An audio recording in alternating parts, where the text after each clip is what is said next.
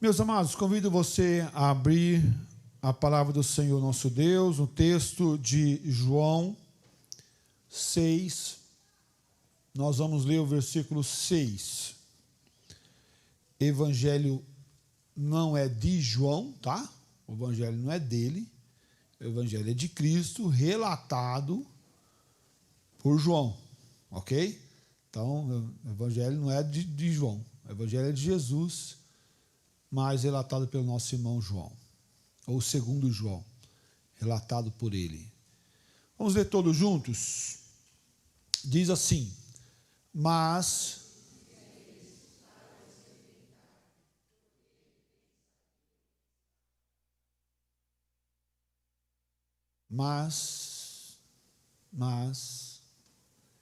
esse mas tem uma questão aí.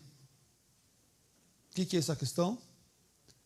Está trazendo um motivo, está trazendo uma questão a mais aí. E é interessante que o texto vai nos mostrar que o que estava ocorrendo naquele momento é para experimentar. Experimentar.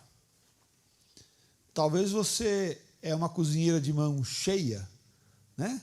Ou um cozinheiro. Hoje nós temos muitos chefes gourmets aí, né? Muitos homens, né, que fazem pratos deliciosos, e aí sempre alguém fala assim: deixa eu experimentar, né? O que ele quer fazer? Ele quer ir lá, pegar um pouquinho daquela comida e saborear, cheirar, ver, até em alguns casos apalpar e degustar, comer, saber o aroma, o paladar naquela comida. Jesus, ou o texto, que o narrador está falando de forma muito clara que Jesus, mostrando a intenção do coração de Jesus de experimentar. Experimentar. Quando nós olhamos para o contexto maior desse texto, eu quero chamar a atenção para lá Mateus, que é o texto paralelo a essa narração, a esse contexto, 14, versículos 6 a 8. E aí nós vamos entender qual é o contexto maior. Ora, tendo chegado o dia natalino de Herodes, dançou a filha de Herodes diante de todos e agradou a Herodes. Melhor, Herodias, diante de todos e agradou a Herodes. Pelo que prometeu com juramento dar-lhe o que pedisse. Então a filha de Herodias dançou perante Herodes, e Herodes prometeu a dar o que ela ia querer. O que você pediu, eu vou dar. E aí, o texto continua. Então, ela, instigada por sua mãe, disse: dai-me aqui num prato a cabeça de quem? De João Batista. Esse ocorrido antecede o que nós lemos ali. Então, a filha de Herodias dança perante Herodes, e você já deve imaginar como é que foi essa dança, né? Foi uma dança que deixou ele todo instigado a dar o que ela quisesse, e ela vai e pede a cabeça de João Batista numa bandeja. Poderia pedir o que quisesse. Acho que eu vou querer uma cabeça na bandeja, simples assim, uma cabeça da bandeja de João Batista. Jesus, após receber a notícia que João Batista estava morto, que ele tinha sido servido a cabeça dele tinha sido servido numa bandeja, pega o barco e sai para se retirar.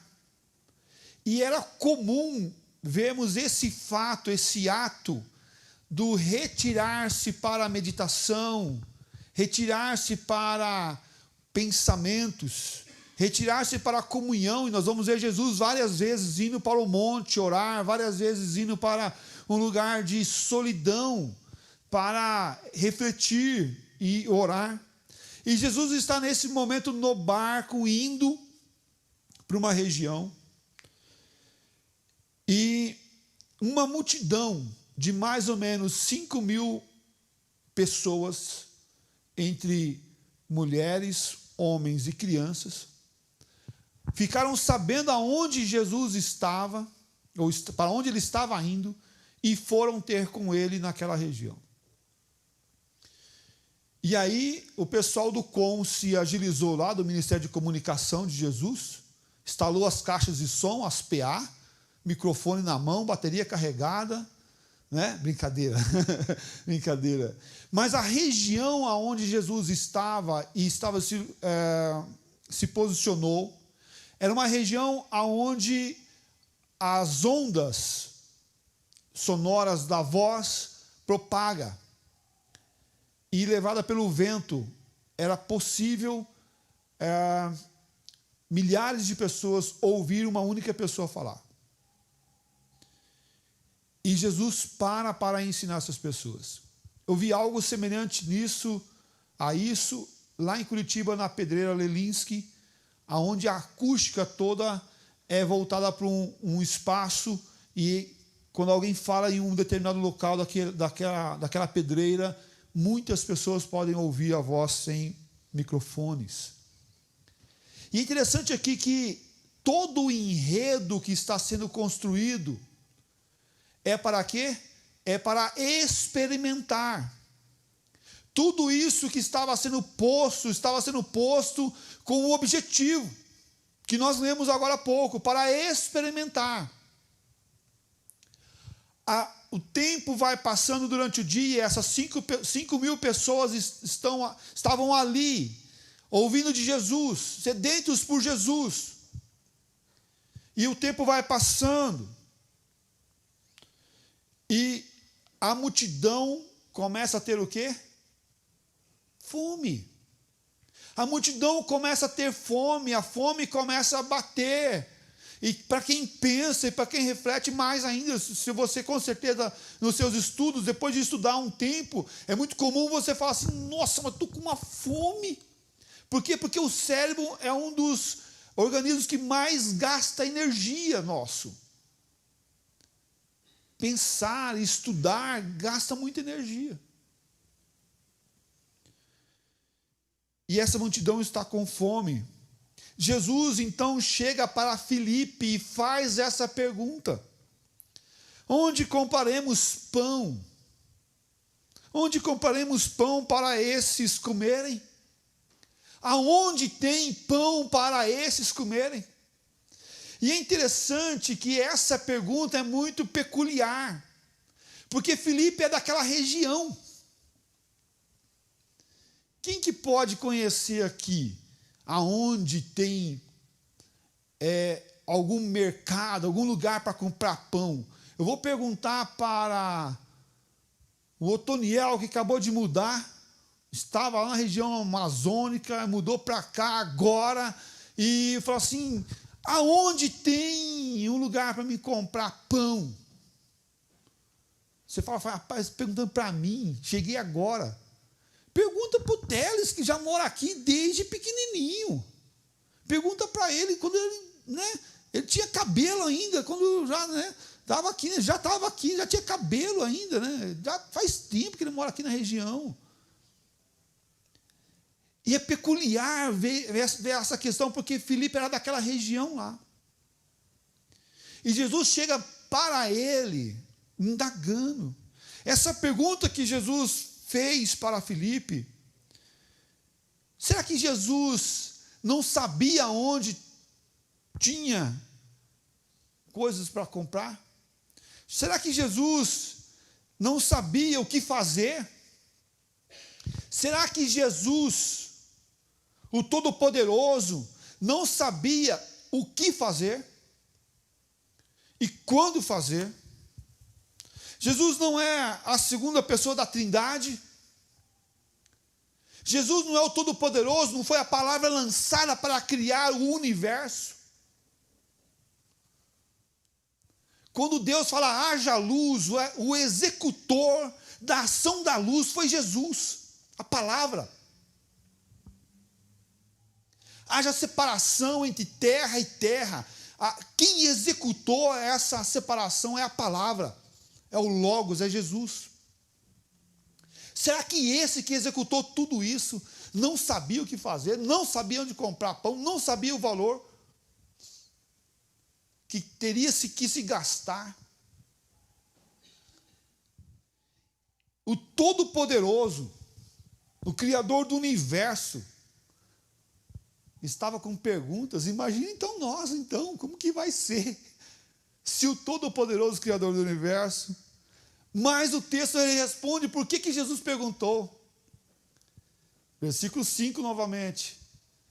Mas dizia isso para experimentar, porque ele bem sabia o que havia de fazer.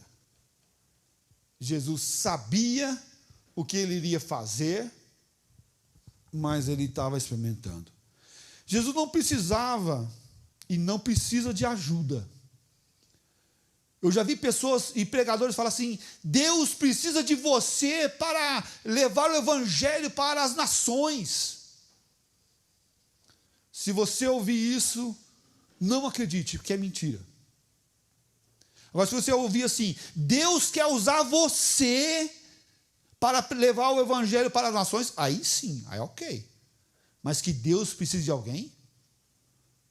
Será que aquele que é infinito em misericórdia, poder e graça precisa de alguém? Deus não precisa de ninguém. Deus não precisa de você. E muitas pessoas falam, não, mas Deus tem que vir e fazer um milagre na minha vida para mim servir a Ele, porque senão eu não vou servir a Ele. Então, não sirvo. Porque se Deus não quiser, Ele não precisa de você. Deus não precisa de mim, Deus não precisa de você. Mas Ele usa e Ele faz com amor e graça para nos usar como instrumento nas suas mãos. Não porque nós somos bons, mas porque Ele é bom, porque Ele é poderoso, porque Ele é longânimo, porque Ele é quem trabalha em nossas vidas, nos moldando o nosso caráter e a nossa personalidade. Vou falar uma coisinha para você aqui. Deus sem você continua sendo Deus. Agora você sem Deus não é nada. Você sem Deus, você não é nada. Você é pior que a última bolachinha do pacote, que é toda quebrada, toda moída, né? Já está em farelo. É pior do que a última bolachinha do pacote. Meus amados, Jesus não estava aqui pedindo um conselho para Filipe, tirando uma dúvida. Estou com um problema aqui. Aonde vamos comprar comida para esse povo todo? Ou pedindo uma informação, você sabe onde tem um mercado, alguma mercearia, mas tem que ser um negócio grande, porque tem muita gente. Não foi um imprevisto essa reunião dessas pessoas nesse lugar, nesse dia, nessa tarde. Foi planejado por Deus, para que um milagre, não apenas a multiplicação dos pães viesse a ocorrer, mas a multiplicação de fé viesse a ocorrer. A multiplicação de fé viesse a ocorrer. Porque aqui pão é o material, mas o que Jesus quer multiplicar é a fé de Filipe. É a nossa fé, é a minha fé, é a sua fé. O invisível é mais importante do que o visível. Jesus não estava esperando que Filipe multiplicasse o pão, os pães. Contudo, Jesus desejava multiplicar a fé de Filipe. Eu vou falar essa frase de novo porque ela é boa. Jesus não estava esperando que Filipe multiplicasse os pães. Contudo, Jesus desejava multiplicar a fé de Filipe. Jesus desejava multiplicar a fé de Filipe.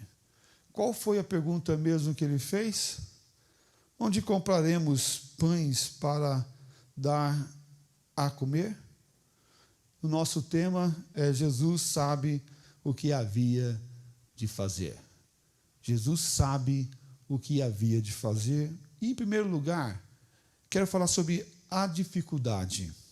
A dificuldade. Momento de prova. As dificuldades que passamos nessa vida também servem para nos provar. As dificuldades que passamos é para nos experimentar. E não tem uma fé que não seja experimentada pelo Senhor. Não tem uma fé que o Senhor fala: deixa eu ver a fé daquilo lá, deixa eu experimentar para ver se essa fé está sadia ou se está adoentada. Deixa eu ver se essa fé está sendo colocada em prática ou se está guardada. Deixa eu ver se essa fé está fortalecida ou está pequenininha, medíocre, pequena, ou se ela está fortalecida. Mas dizia isso para experimentar, porque ele bem sabia o que estava de fazer. Jesus não esperava que Filipe alimentasse aquela multidão, mas Jesus queria alimentar e mudar a fé de Filipe. Onde compramos pão? A resposta do homem, qual foi? Não temos pães, não temos pão, não temos dinheiro, porque ele vai falar assim: olha, precisaria para alimentar essa multidão mais ou menos uns 200 denários. É muita gente, mais ou menos uns 200 denários. E o nosso tesoureiro não tem esse valor no caixa.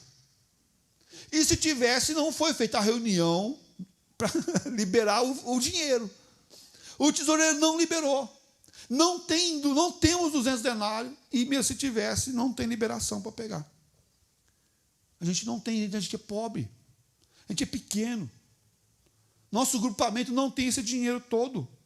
Mas mesmo que tivesse, não temos onde comprar. Nós não temos, mas se tivesse, nós não temos o que comprar. Essa foi a resposta que Filipe deu para Jesus. Senhor, esquece, melhor dispensar essa multidão para que elas vão ir no caminho para suas casas e comprem na beira do caminho, eles mesmos, com o dinheiro deles. Porque nós não temos dinheiro, nós não temos aonde comprar, não tem pão. Mas qual será que é a resposta que Jesus queria de Filipe? Qual é a resposta que você imagina que o Senhor queria de Filipe? Eu imagino o seguinte: que Filipe respondesse dessa forma: Jesus, você é maior que Moisés, muito maior que Moisés. Só basta uma palavra tua e o maná irá cair do céu e alimentar essa multidão. Porque não foi assim que surgiu um alimento no deserto? Como nós vimos alguns domingos atrás a mensagem, o maná no deserto sustentou o povo aonde não havia nem grama. E Deus sustentou o povo no meio do nada. Sem padaria, sem dinheiro, sem nada, apenas com maná. Senhor Jesus, o Senhor é maior que Moisés. O maná, Senhor Jesus, o maná, o Senhor pode fazer brotar o maná e alimentar essa multidão, que é muito menor que o povo que viveu no deserto. Ou então, poderia ser assim: Jesus, você pode fazer todas as coisas. Então, não precisa de dinheiro, não precisa de pão, não precisa nem de maná, mas através da sua palavra, essa multidão poderá ficar saciada fisicamente. O Senhor pode alimentá-la sem pão. e saciar a fome dessa multidão, e elas irem com a sua barriguinha cheia, apenas se o Senhor decretar. O Senhor Jesus não esperava que Filipe multiplicasse ou fizesse alguma coisa, mas o Senhor Jesus estava experimentando a fé que Filipe tinha ao passar pela adversidade, ao passar pelas provas, ao passar pelas lutas. Vamos trazer para a gente isso aqui?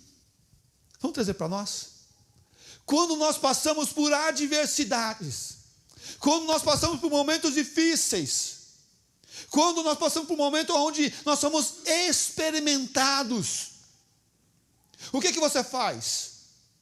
Eu começo a pensar e refletir: se eu for para a direita, eu vou andar tantos quilômetros; se eu for para a esquerda, eu vou andar tantos quilômetros; se eu for reto, eu tenho um problema aqui lá, tem uma tal coisa, eu tenho que passar em tal lugar. E eu começo a refletir, e a pensar, e a pensar, e a pensar, e a calcular, a somar, dividir, multiplicar. E aí eu falo: Senhor, não tem como, eu estou perdido. Não tem como, eu estou perdido. Mas será que o Senhor também não está nos experimentando? Com o tamanho da nossa fé, o quanto nós estamos crendo no poder dEle, na sua graça? E aí, o que você vai fazer? Vai desistir? Vai jogar a toalha? Vai abandonar? Ou você vai se alimentar da verdade do Senhor para a sua vida? Ou você vai olhar para Jesus e falar: Senhor Jesus, eu não sei o que fazer aqui, mas eu sei que o Senhor tem resposta. Eu não sei o que fazer aqui, mas eu sei que a resposta está no Senhor, e é no Senhor que eu vou esperar, é o Senhor que eu vou buscar, é o Senhor que eu vou crer no milagre do Senhor na minha vida. Eu não tenho nem pão, não tenho peixe, eu não tenho nada, mas basta uma palavra tua que o céu irá se mover. Basta uma palavra do Senhor, sim, que o céu se move, todas as coisas acontecem. O Senhor nos prova constantemente o quanto estamos crendo e confiando nele. A pergunta que Jesus realizou foi por um propósito de provar Filipe, no meio daquela multidão. Os seus olhos estão assustados, o seu coração está espantado. É muita gente. Faz cálculo, começa a somar, a multiplicar. Cada um come tanto de pão, o pão custa tanto, eu vou multiplicando, e começa a pensar todas as coisas. E a resposta negativa vem: nós não temos condições disso. Filipe olha para o racional e deixa de olhar para Jesus Cristo, o onipotente, quem pode fazer todas as coisas. Ao passar pela dificuldade, você olha para quê? Para o problema? Ou você olha para o Deus que pode resolver os seus problemas? O onipotente, aquele que criou o céu e a terra e tudo que existe. Ao passar por dificuldade na sua casa, na sua família, você começa a olhar para a tua esposa, para o teu marido, e ver que ele é o problema. Ou você começa a olhar para o Senhor Deus, o Jesus Cristo, aquele que morreu na cruz, que pagou pelos nossos pecados, e que nos molda, e nos transforma, e faz milagre a partir da nossa casa, do nosso casamento, da nossa vida, da nossa família, dos nossos filhos. Meus amados, o chamado de hoje, sim, é para ver que o Senhor nos dá oportunidades para a nossa fé ser provada e fortalecida e multiplicada. Olhe para o Deus que resolve todos os problemas. Quando somos provados, o que fazemos? Ficamos amedrontados, ficamos temerosos, ficamos pasmos, estagnados, pensamos em desistir, sim, muitas vezes. Mas devemos o quê? Não desistir, não esmorecer, não recuar, mas olhar para o Senhor, que é Criador do céu e da terra, e tudo faz, e tudo pode realizar. Somos chamados a viver a graça e o amor do Senhor somos chamados a crer mais, cada dia mais no Senhor Jesus Cristo. Segundo a de Pedro, capítulo 1, versículo 10, fala assim: por isso, irmãos, procurai com diligência cada vez maior confirmar a vossa vocação e eleição, porquanto procedem assim, não tropeçais em tempo nenhum.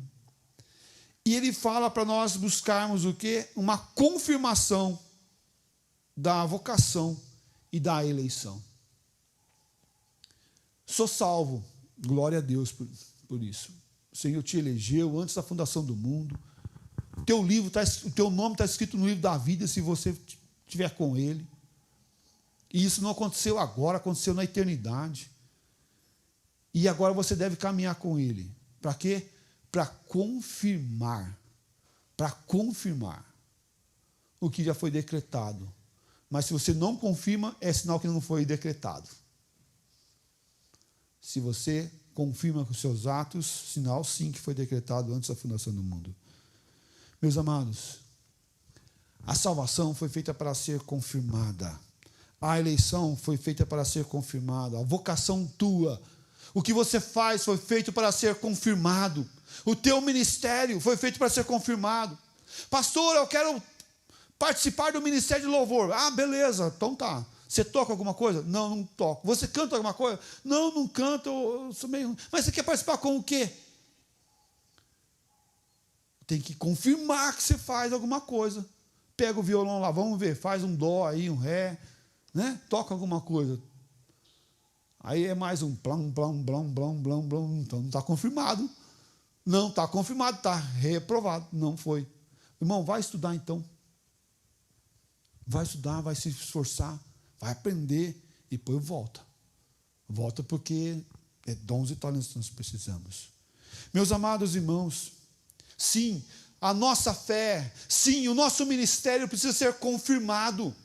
E ele é um processo de caminhada, de ser provado diante de Deus e dos homens, assim como Jesus o era. E a prova disso está também quando os discípulos são chamados a perdoar. E aí tem uma frase que eu gosto muito. Eles olham essa questão e ele fala assim: aumenta-nos a nossa fé. Aumenta-nos a fé. Aumenta-nos a fé. Por quê? Porque, sim, precisamos de fé para agradar a Deus. Porque sem fé é impossível agradar a Deus. Mas Deus não quer apenas que tenhamos uma pequena fé. Uma fé pequena, medíocre. Uma fé que não crê, uma fé que ao passar pela dificuldade, seja que for a menor, começa a esmurecer, começa a lamentar, começa a murmurar, reclamando do dia que nasceu. Meu irmão, para com isso. Levanta a cabeça e começa a crer em nome do Senhor Jesus Cristo. Levanta a cabeça e começa a buscar uma fé mais madura e amadurecida. Não sejamos como bebês recém-nascidos, sem fé, que não consegue nem ouvir a voz de Deus, muito menos o desafio que Ele coloca à nossa frente, de fazer por fé. Nós, presbiterianos, somos conhecidos como muito racionais, né? Sim, seja racional, pensa, reflita, faça os cálculos, se dá para construir com o dinheiro, mas tenha fé. Na racionalidade, raciocine com fé. Deixe um espaço da fé lá, fortalecida, porque nós vivemos pela fé. Ao passarmos por provas maiores, a nossa fé devemos responder: Senhor, não imagino como vamos resolver essa questão. Senhor, não imagino como que eu vou sair desse momento que eu estou passando. Mas eu sei que a solução desse problema, que o caminho está no Senhor. Não está em mim, não está no irmão, não está no outro, mas está no Senhor Jesus. Tem muitas pessoas confiando mais em pessoas do que em Deus. Tem pessoas que confiam mais no que eu acho, no que a palavra diz. Tem pessoas que estão confiando mais nos psicólogos de plantão, nos pedagogos, do que na palavra. No amigo, na cabeleireira, na manicure, do que na palavra. Meus amados, o céu e a terra passarão, mas as minhas palavras não passarão. É eterna. A palavra do Senhor é eterna e devemos crer nessa palavra. Tinha um discípulo que estava perto lá, André, o nome dele. E ele ouve e começa a dar uma observada na sua volta. E o que acontece? Ele identifica um jovem que estava com alguns pães e alguns peixes. Veja o que ele fala no versículo 9.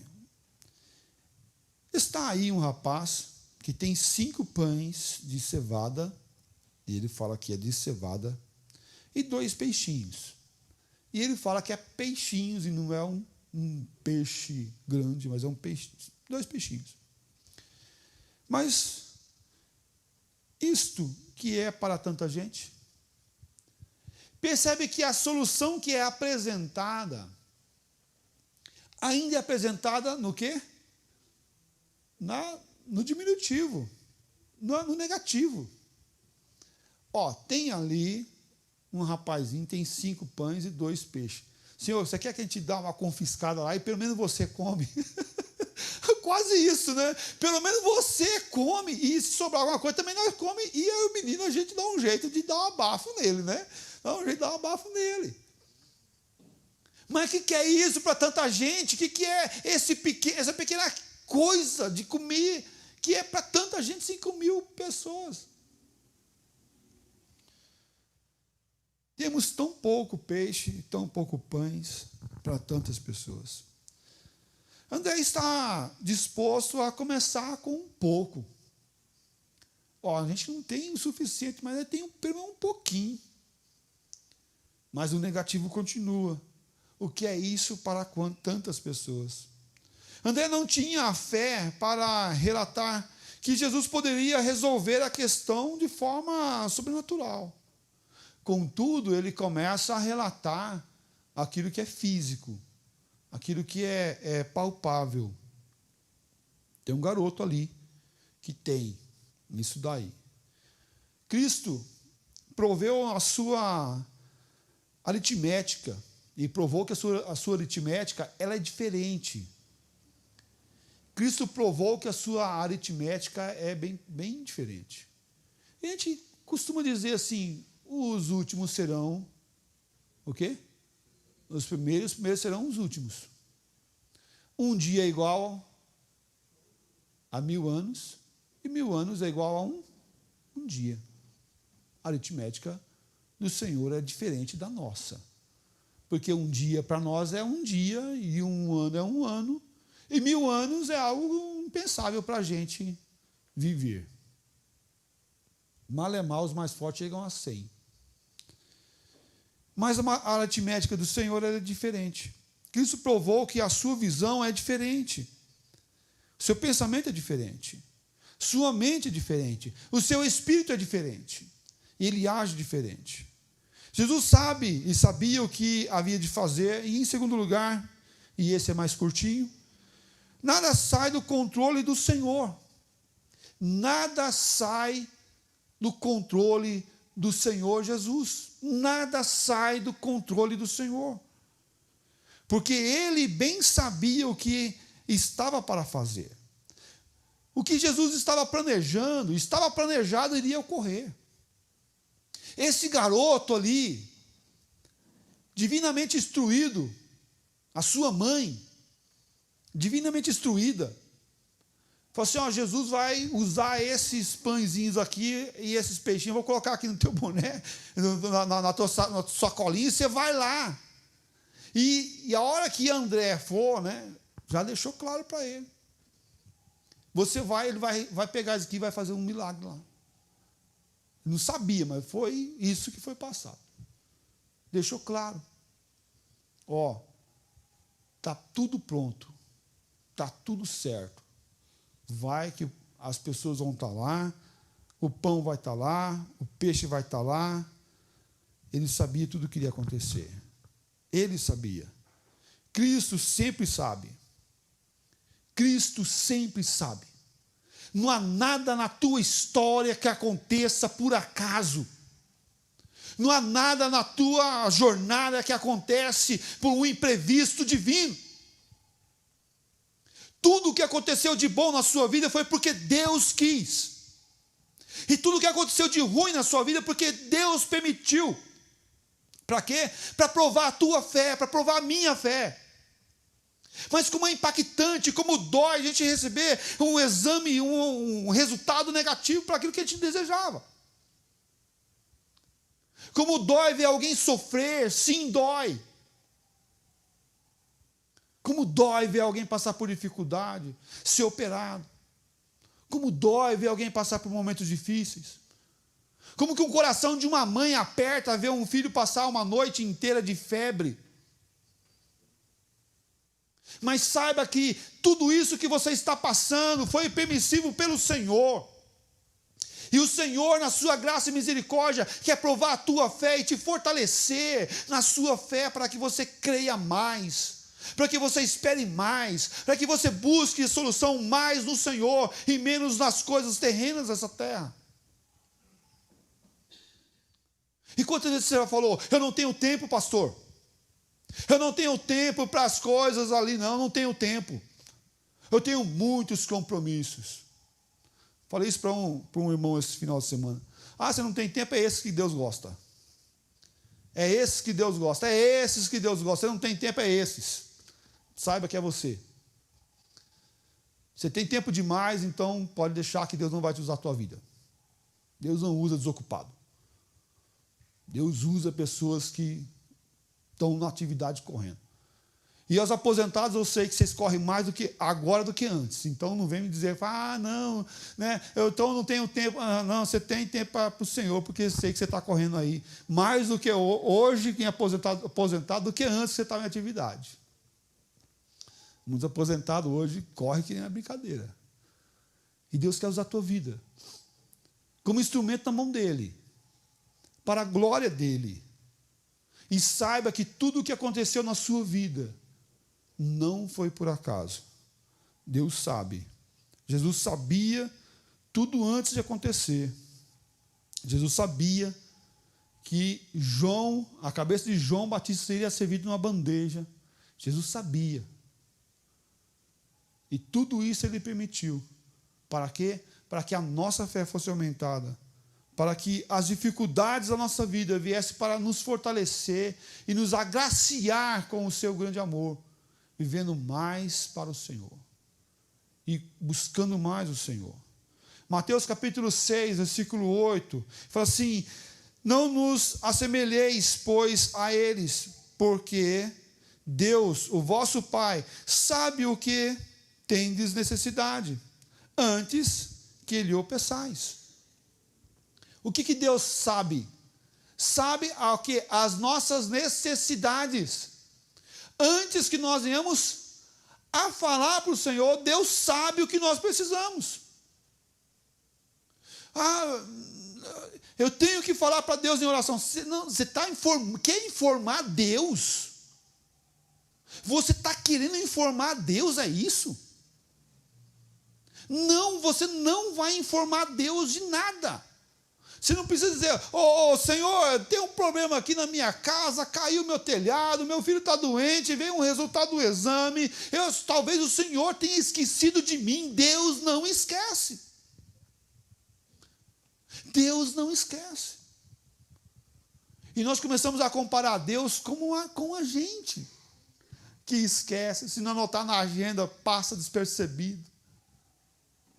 E acontecem imprevistos para nossos olhos, mas para Deus não acontece imprevisto. Deus está acima e a par de todas as coisas. Então, por que a gente ora? Você deve estar perguntando aí. Então, pastor, por que a gente ora? E por que a gente clama a Deus, falando, Senhor, cuida lá daquele irmãozinho que está com câncer, que está por dificuldade, que está desempregado, que está passando por lutas no seu trabalho, no seu casamento, está com o filho doente. Então, por que a gente ora, pastor? A oração não tem o objetivo de informar Deus por algo que está acontecendo com a gente ou à nossa volta. Mas quando oramos, é para receber a instrução de Deus sobre aquele tema. Ó Deus, eu estou com uma aflição, estou angustiado por causa daquele problema ali, eu estou colocando diante do Senhor e eu preciso de uma solução. Senhor, me ajuda, me socorre, tem misericórdia de mim, sou pecador, eu preciso do Senhor. E aí o Senhor vai alimentando a tua vida. Filhinho, eu sei que você é pecador mesmo, mas eu estou com você, eu vou te ajudar. Eu sei que está difícil, eu sei que está pesado, eu sei que está muito complicado, mas eu vou te abençoar. Eu não fugi de você, eu não esqueci de você. É o Senhor nos instruindo sobre aquela questão. Porque nós não vamos conseguir informar Deus de nada que Ele não saiba. Porque Ele é todo poderoso, pode todas as coisas, Ele está em todo lugar e Ele tudo sabe. Deus tudo sabe. Veja lá Isaías 40, 14, para nós iniciarmos nossa conclusão. Com quem tomou ele conselho para que lhe desse compreensão? Quem o instruiu na vereda do juízo? Ele ensinou sabedoria? Ele mostrou o caminho de entendimento? Quem fez isso? Ninguém. Porque Ele é Deus maior, superior, completo e pleno. Então Deus não teve que estudar na escola de ninguém, não teve ninguém como seu professor, não teve ninguém como ensinando a Ele manusear o seu poder, a sua glória, a sua majestade, a sua misericórdia. E não somos nós que vamos ensinar a Deus. Apesar de que muitas das vezes, aos olhos humanos, alguma coisa está errada com ele. Mas não está. Isso é no nosso olhar pecador. Mas Deus sempre tem o controle de todas as coisas. Apesar de nós não entendermos. Apesar de a gente passar pelas lutas sem compreender. Mas Deus, Ele é Deus acima da nossa incompreensão. Porque o ser limitado, eu e você, não conseguimos compreender o Deus ilimitado que é Ele, no seu poder e na sua graça. Então, quando você não entender alguma coisa, não tem problema. Não tem problema. Pensa como uma criança que está ouvindo um professor ensinar uma matemática avançada e ele lá apenas estava aprendendo a dividir e multiplicar. A soma e a subtração. E aí ele olha aquela matemática lá, e ele fala assim, não entendi nada, professor. Por que caiu aquele 2? Por que mais que o mais dá menos? Por que tudo isso? Por que essa equação toda de segundo grau aí? Ah, você não entendeu? Ah, não entendi. Então, tudo bem, um dia você vai entender. Porque precisa de mais maturidade, mais conceitos no processo. E quando ele estiver lá com os seus 16, 15, 14, vai entender essa multiplicação, e não quando tem 6 ou 7 anos. Assim também somos nós. Na nossa caminhada, muitas das coisas nós não vamos compreender. Na nossa jornada, muitas coisas nós não entendemos. Mas elas acontecem para provar a nossa fé. Onde vai comer todas essas pessoas? Eu não sei na casa de quem vai comer todas essas pessoas. Eu não sei onde vai comprar pão. Eu não sei onde vai comprar peixe. Eu não sei quanto que vai gastar. Eu só sei que o Senhor não perdeu o controle. Eu só sei que tudo está debaixo do poder, da graça e da majestade do Senhor Jesus. É Ele que cuida de nós. É Ele que nos alimenta. É Ele que nos sustenta. Meus amados, ao passarmos pelas lutas, ao passarmos pelo momento da incompreensão, ao passar pelas incertezas, olhe para o Senhor. Olhe para aquele que é o autor e consumador da fé. Olhe para aquele que pode resolver o teu problema e te fortalecer no meio dos problemas. Olhe para aquele que é o teu alimento, é o teu sustento, em nome do Senhor Jesus Cristo. E olhar para Ele e falar: Senhor, eu sei que eu sou pequeno, eu sei que a minha fé é pequena, eu sei que eu não consigo ver alimento brotando do chão, eu sei que eu não consigo ver a multiplicação dos pães acontecerem, eu sei que eu não consigo ver a multiplicação dos peixes acontecerem, mas eu sei que elas acontecem de forma ordenada e organizada. Quando Jesus pega aqueles pães, aqueles peixes, Jesus fala para a multidão: senta, todo mundo organizado, em grupo de 50 e grupo de 100. E o que acontece? As pessoas todas já combinadas pelo Senhor, nosso Deus, se agrupam, e os discípulos começam a distribuir: um para você, um para você, um para você, um para você, e daqui a pouco foi indo 100, 200, 500, 1.000, 2.000, 5.000 pessoas. E o quê? E sobrou muito pão, e sobrou muito peixe, e sobrou muito. A nossa oração tem que ser justamente essa: Senhor, eu não sei o que vai acontecer, eu não sei como é que vai ser, eu não sei como é que vai ser, mas eu sei que o Senhor pode fazer mais do que eu preciso. Eu sei que o Senhor pode fazer mais do que eu mereço. Eu sei que o Senhor pode fazer mais, infinitamente mais, e sobrar muito, e me abençoar de tal forma que as pessoas vão ver a graça e o amor de Deus. Eu convido você a ficar de pé nessa hora. Você tem algo difícil na sua caminhada, algo difícil na tua jornada, coloca para o Senhor. Fala: Senhor, eu tenho um problema aqui, está doendo, uma ferida, algo que precisa resolver no meu trabalho, algo que precisa resolver no meu casamento, com meu filho. Coloca para Ele. Eu estou com dificuldade, minha fé é pequena, é fraca, mas eu preciso do Senhor, em nome do Senhor Jesus. Me ajuda. Você está passando é para provar a tua fé.